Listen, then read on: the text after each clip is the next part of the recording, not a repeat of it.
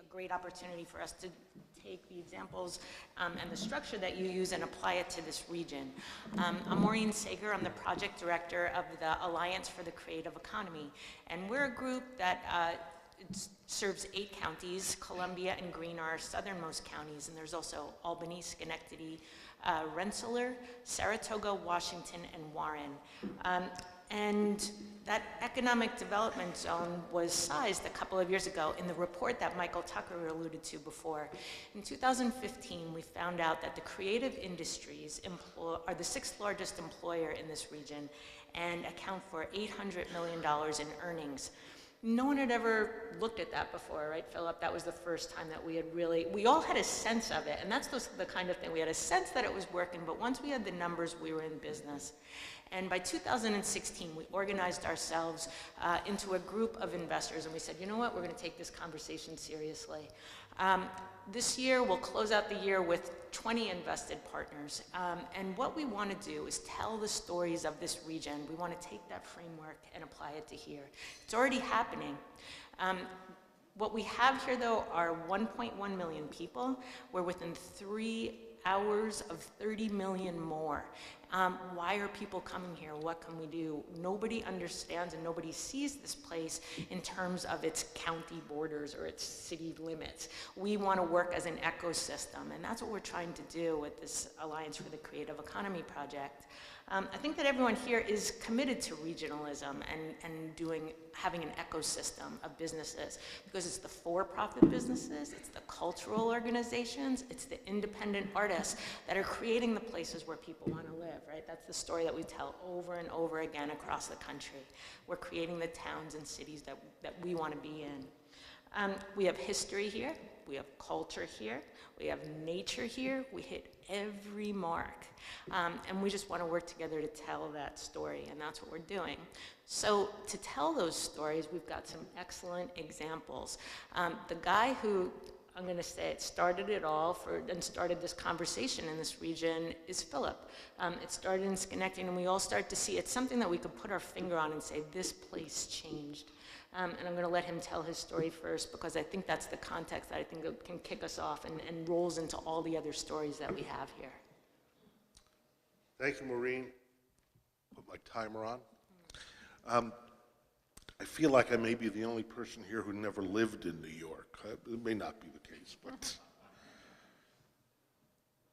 I'm going to bring this story to an institutional level, because it's an institution in our case that made the difference. And when you think about an institution, a cultural institution, it ends up being about mission. And I want to make sure to read it correctly, so I'm going to use my phone for it. Through arts and community leadership, Proctors will be a catalyst for excellence in education, sustainable economic development, and rich civic engagement to enhance the quality of life in the greater capital region. Those are powerful words, partially because they assume that we're going to do a good job at the art and with the artists. It's an assumption, and that leveraging those skills and that capacity, we will be able to help with excellence in education, economic development, and rich civic engagement. In our case, our community was dead, not unlike what Gary described here. Truly, in our central downtown, there was less than 5% occupied property in 2002. It had declined substantively because of the loss of General Electric and its major employment base. The community attempted a variety of silver bullet approaches, one big development or not, one big developer or not, and those efforts all failed. We took a tact of engaging restaurateurs, individual artists, the community broadly, to design an alternative plan. And when the silver bullet plans didn't reveal themselves to be rational, we went forward and said, okay, community, we have another idea. How about this? If you come to downtown Schenectady today, you will see only one national chain a subway, which is locally owned. And other than that, 100% occupied downtown. 100%, all stories. Housing, artist housing, coffee shops, the whole gamut of what a downtown needs, no different than another downtown, except it's absent national brands. And that's largely because we drove it ourselves, and we drove it locally. We also are committed to the notion that we're only as good as our neighborhood. And in that context, when there was not high-speed Wi-Fi downtown, we involved our neighbors and said, let's pay for our own optic capacity. Let's put it here. Proctors will be in the middle of that. Will you buy bandwidth from us? So we're a provider of bandwidth for about 8 businesses. When downtown had no other properties occupied, we decided to build what Maureen referred to already, a central heating plant. It's a heating and chilling facility that now provides heating and chilling services to 22 other buildings. It grosses almost $1.5 million a year, and it's reduced our carbon output by 45 pounds an hour for our downtown. When there was difficulty getting enough space for garbage collection on some of the developments, Proctors decided and offered to our community through the process that we now undertake together, which I'll describe in a second, to install 2 compactors and 2 recycling centers. So we're the collector of garbage and recycling in our downtown. By having these compactors, hundreds of square feet were saved, and other people could do development and meet the planning guidelines for the city for how to deal with trash and recycling. It's a sensibility that we only can do what we can agree to do together is what we can do. And when we can agree to do something together, we can do better than if we try to do it all on our own individually. This sensibility reveals itself in a planning process in our community that has a group of people that meet every other Thursday.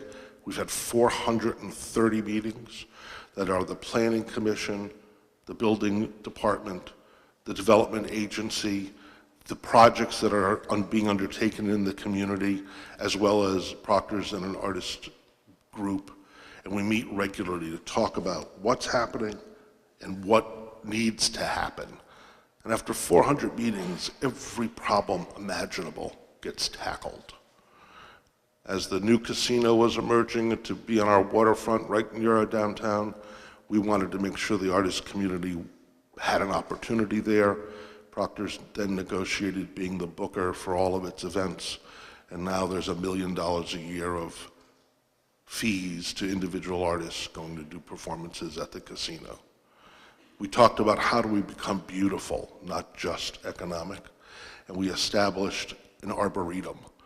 And the New York Arboretum will be part of the Mohawk Harbor and the entrance to the city. It's in its 2nd year. About 5,000 trees have been planted with plan for another 5,000.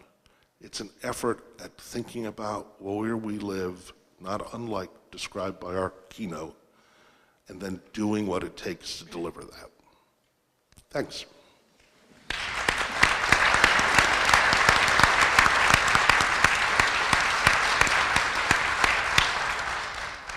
So Philip has put together a national story for this region. Schenectady and the turnaround there is based on the arts. And if you drive, the part that he didn't actually put into that story was how pivotal Proctors is when you drive in that downtown, and you can see how everything evolves around Proctors. And it's a really lovely thing to see.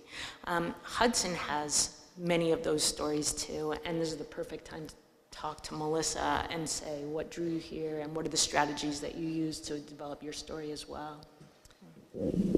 I realize also that I joined this conversation at Proctors, which was my first time there. And how long ago was that, Maureen? 2014. 2014. So that's when I saw that we had founded Basilica in 2010, but by 2014, people in Schenectady and Saratoga were asking me to come speak about what we were doing. And that I remember how excited I was when you first came. Like, oh my God, you guys care if we're all going to do this. We're going to figure this out, because it really is changing where we live.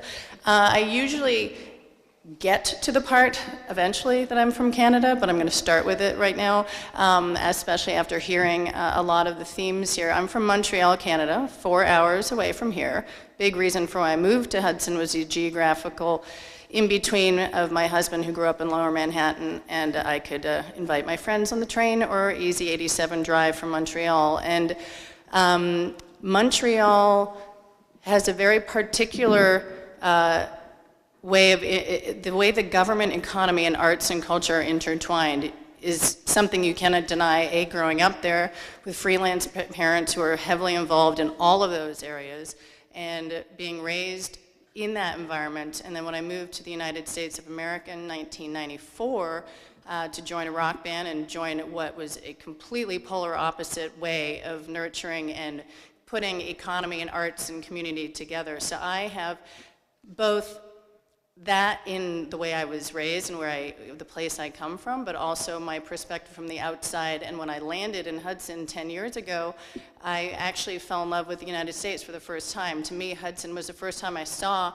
real America, the real gamut, the microcosm of everything, that although I had toured around the world and toured across the US, but I'd only ever lived in New York City and California, and that didn't engage me. So I moved to Hudson and immediately fell in love with the potential, but also finally engaged to commit and make a place to raise my daughter in, and to bring everything that I had learned from afar to one place. And then in comes in 2010 a glorious 1880s industrial factory on the Hudson River with the skies, the mountain, it's just so beautiful. And it fell in our laps, quite literally. Tony Stone, my filmmaker, husband, partner, and I was essentially sort of like handed over this building by the prior visionary who had had it for 10 years, like, this could be a community center. And we started very, very simply, which was between his film background, my music background, and our friends from all over North America and Europe,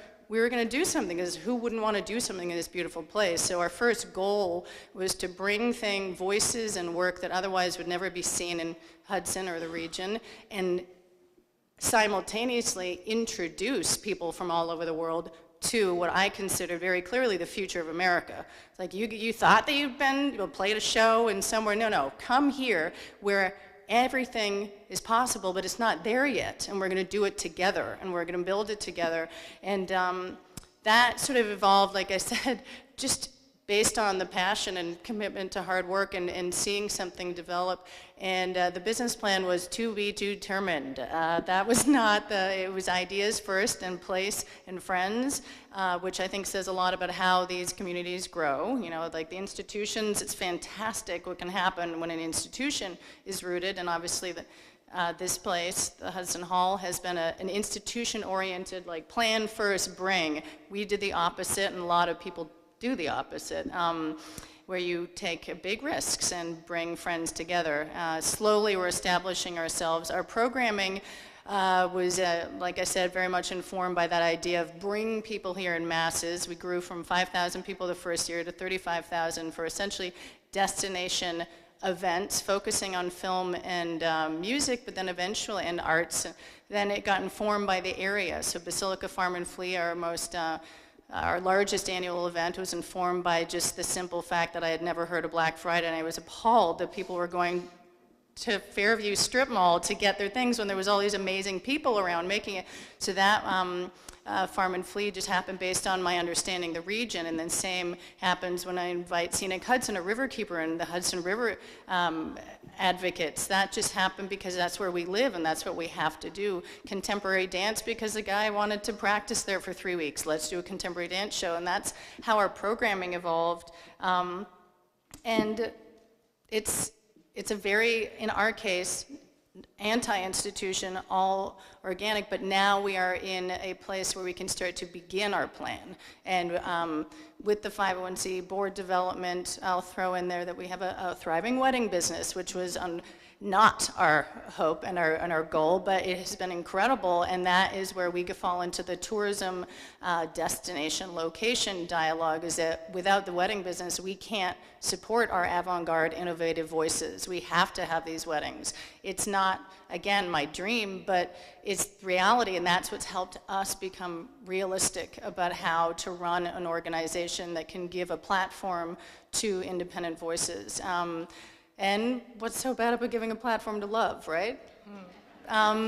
But so it's a good hybrid, but it's a very accidental business model, and it's also, I'll say that, I really do bring friends from all over the world here, and although it's changed dramatically, I mean, when we first started inviting our collaborators from the Netherlands, there was like not one coffee shop, there was just Half Moon, but the locals didn't like us, and they didn't take credit cards, but it was exciting because it was real, and it is real, and it is so important to keep it real and to have these conversations because it can't, Hudson, which we may get into this, is a very complex demographic. As we know, it's not easy here. I'm sure it's not in Schenectady either, and that's a long time, we have a lot to learn from other cities of how to integrate everybody into it, and the real final kind of place is where do the arts bring people together, because in many areas of this country and the world, the arts is a luxury. I was very fortunate that I grew up no money, just freelance parents, but arts was embedded in my school, embedded in the community, and I was enriched, and I made a life of myself because I loved arts and I was exposed to it. But if you don't have exposure to arts and it's public schools aren't great, and how can we get those that right now are not coming into art centers because that's a luxury that's just not there and they don't know to do it. I mean, it's all over, and that's a big, part of the future of Basilica, is trying to not feel shame that we relish in this avant-garde, incredible art, but figure out how to leverage all that, or even leverage the weddings that we totally love. Just how do we leverage that to make Hudson better? And how do we inspire each other to all unify and not, be stuck in our different, a lot of us just work so hard. We don't even sort of interconnect, Ruth from Art Oh My. We try, but we're like once a year trying, but we're so busy running our thing. But if the city and the region, like what ACE is doing, can create larger dialogues and larger organisms where we can actually hear each other, know each other, that will keep a mindful eye on this development. Otherwise, we're all, slaving away day to day, and we need a structure around this to raise all the questions. And these meetings you were talking about, and right now with the Hudson Downtown Revitalization Initiative, fantastic, $10 million will go somewhere in Hudson. This is the best news. The question is, how can we have more? The biggest value of this process is that we have to get into rooms together. Hudson, New York doesn't really often get into the room together. We're all in these different rooms and different corners and very different demographics, and to be able to start this process is hard. The biggest value of this strange state incentive is that it's forcing us to start the real conversation of how we want to see Hudson evolve and where it's going to go. Where's my 2 minutes? I'm waiting for. Hasn't that been a long time? Oh, I'm done. But thank you very much for coming.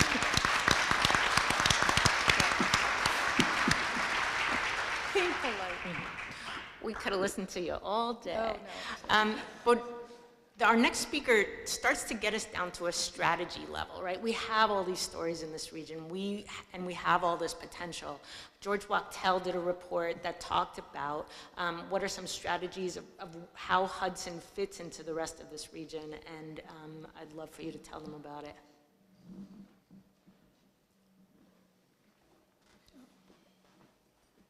Take the slow walk over to the podium. Good morning, everybody.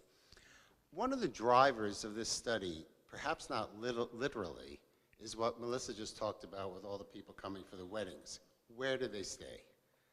I had a big party this summer in August, and I needed people to put people up who were coming from all over the country. I had to change the date of my event because I couldn't find enough rooms in any one place, let alone different places. So the genesis of this study goes back a couple of years. And I want to thank Temi Dillon for the exuberant dedication and energy that she showed to get this thing through all the channels that it happened. And when it started, there wasn't yet the clear path of the organic development that we have seen in the last couple of years that somewhat takes the study and says, all right, well, we did some of that. But I'm going to talk a little about it, and as far as the sense of place today is the Hudson area. And when we talk about tourism, we're not just talking about people driving up for the day or taking the train and stopping in at a shop. We're talking about all the people who live in the area, people who have visitors who come to spend time, and what do? How do they integrate and drive the businesses that are here and help it grow? Because tourism should be seen as an economic generator, not in a bad way, but in a way that can assimilate what is good in the community. So I'll just mention that, of course, we looked at current visitors, we looked at potential visitors, people who had second homes, and the study was robust. We had 63,000 unique emails that we got together from 20 different institutions. We deduped the list so that people only got one invite, even though they might have been on a list of 7 different arts organizations or businesses. And we wound up with a sample over 7,000 people. The respondents to the study, I hope you can see that, about 20% of the respondents live in Columbia County, and another 20% were from New York City. And we targeted all the neighboring counties as well. The first question we asked people was what was their primary relationship to Hudson. Now, it didn't necessarily correspond to where their zip code was, because we had 12% of the people in the study say that this Hudson was their primary relationship, and when we looked at their zip code, only 7% actually lived in Hudson. But we have both data points. So dealing with the point about relationship to Hudson, 37% lived or had a second home in Columbia County. 3 out of 10 of these people invited family or friends to stay with them at least once a month. That's a lot of people, and that's a lot of frequency. 6 out of 10 needed to provide lodging outside of their home, and they often found some kind of lodging, but it wasn't necessarily satisfactory, as my personal experience was. And 3/4 said they would be likely to book rooms in new hotels or inns. Now remember, the study was originally designed about 3 years ago, and a lot has happened since. And I'm not saying that the same issues don't exist, but I think we're starting to make some headway toward that. Then we had 28% who lived or had a second home in the surrounding communities, surrounding counties, and then 35% did not have a residence in or near Columbia County. Now, when you do a study like this, you want to talk to people who have a knowledge base or familiarity. So we screened the people who did not live here, and to deal with the 5 out of 6 who had actually visited in the past 5 years. So if they hadn't visited in the past 5 years, or they'd only heard of Hudson and not been here, we designated them as potential visitors. So we have three subsets: the people who live or have a second home in Columbia County, the people who live or have a second home in the surrounding counties, and the third or so who were just visiting. Now, these people behaved similarly in terms of what they did when they came to Hudson. So let's say we asked the question of the people who lived or had second homes here in Columbia County and invited friends and family to stay with them. So 91% went out to dine or bought local foods, but 76% went to historical sites, and 74% went to cultural events. So again, the question was, what do you like to do with your family and friends when they come to visit? So everybody has to eat, so obviously that's number one. But I found it quite impressive that the incidence of activities and what they want to do was very similar for cultural and historical events. But then we move on to the people from the nearby counties, and the pattern is very similar. 81% who dined out, 65% who went to historical sites, and 64% who went to cultural events. The change in the pattern is among the non-local visitors. Again, they dined out and they went to historical sites, but they were a little less to partake of cultural events, maybe because where they were coming from, They also had a plethora of cultural events and didn't seek that out here. But they were the ones who were more likely to do the shopping in the community. And there's a lot of print on this next page, but I'm just going to highlight a few things. The current non-local visitors, those are the people who don't live here, don't have a second home, don't have a second home in a surrounding county. And they had visited 6 times in the past 5 years, which averages about one time a year. 7 out of 10 said that Hudson was their primary destination, but a third of them said it was just one of many places that they visited. And 60% of the out-of-town visitors stayed an average of 3.5 nights. So these people who came here, the 35% of the sample who came from elsewhere, 6 out of 10 of them stayed overnight, and they stayed an average of 3.5 nights. So it's a lot of demand. And 15%, we asked a lot of questions about lodging, we asked a lot of questions about preferences. The most important amenity was free internet, and the least important amenity was a minibar. But 15% said if they would have preferred more lodging options. Over on the right-hand column, the right-hand column talks about the people who haven't been here in the last 5 years, but were on one of the lists, so they had some familiarity with the area. And this is also a rich market to tap because they take an average of 5.3 leisure trips a year, and they spend 163 nights on average for a room. We talked a little about transportation. Of the non-local visitors, 75% used their own car to travel here, 12% rented, and 10% arrived by Amtrak. 8 out of 10 said they would have found it helpful if there were late-night trains to New York City on the weekends. And then we also asked about the travel patterns of the guests of second homeowners and nearby residents. Again, 70% used their own car when they were here to get around, 20% arrived by Amtrak, and 4% rented.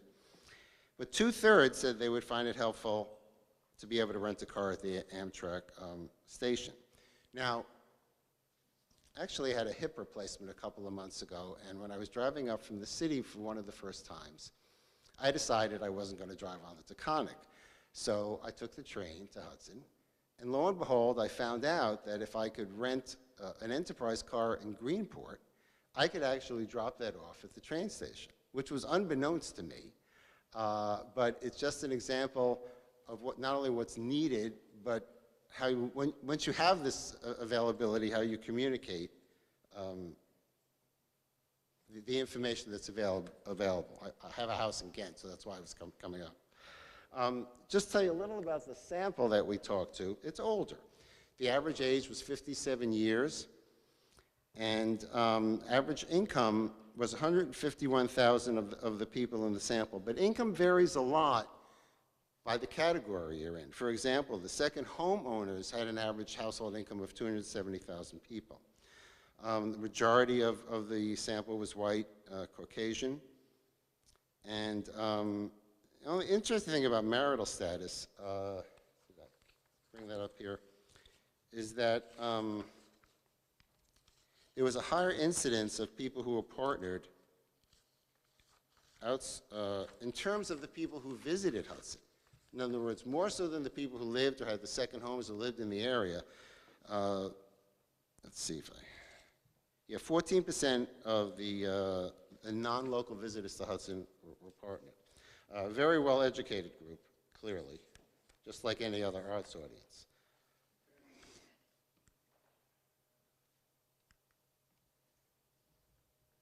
Okay, these are just some recommendations and strategies, and as I say, there's a lot more in the report. Some of these things are sort of already underway, and there's a lot more to come. But I think that the data is something that will be available to businesses and planners. I forget who it was that mentioned earlier that once we had the data, we were able to kind of substantiate what we all knew, but weren't able to document. Let's see. Again, this is some of the additional recommendations that we talked about.